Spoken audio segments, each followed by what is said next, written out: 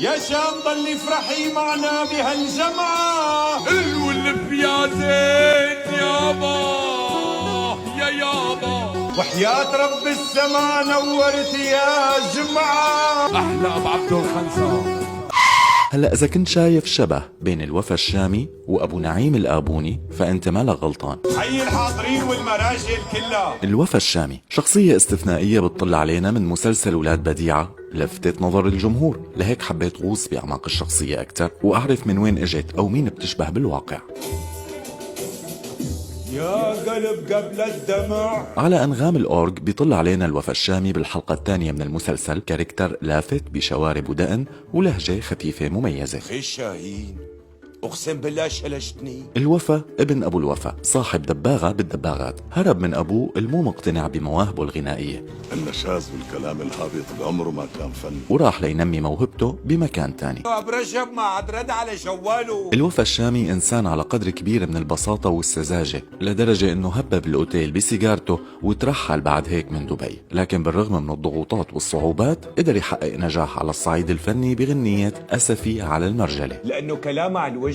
طبعا الممثل رامز أسود عم يستمر بتقديم الشخصية بشكلها الخفيف، وبيتكرر دخوله على وجبات بتكسر زخم الأحداث بالمسلسل بأغاني طريفة تتحول لهراء أحيانا. يا شام ضلي افرحي معنا بهالجمعة. الولف يا زين يابا.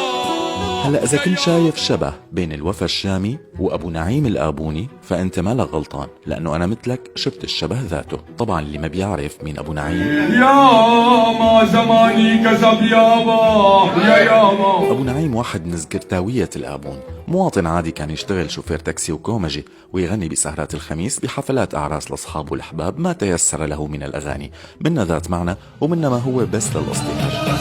سهرة حرية والعيب عملوا جمعية، سهرة حرية والعيب عملوا جمعية. أبو نعيم الآبوني واحد من الأصوات اللي انعرفت بين شباب التسعينات والثمانينات بنمطه الغنائي الشعبي اللي غالبا بيكون على أنغام البزق أو الأورج. هذا النوع من الحفلات أو السهرات انتشر بشكل أساسي بالغوطة الشرقية والغربية وبعض أحياء دمشق.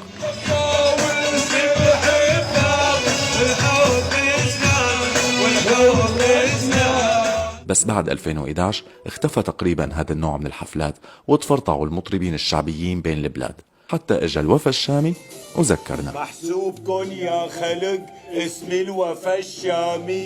يا نحن استمعنا يا ابن الأبون وأمر الله بينا نفر،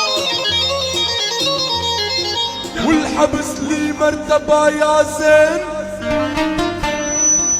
والجنزير اللي ياخذ الخال والمشنقة يا عايبة. أرجو وحد الأبطال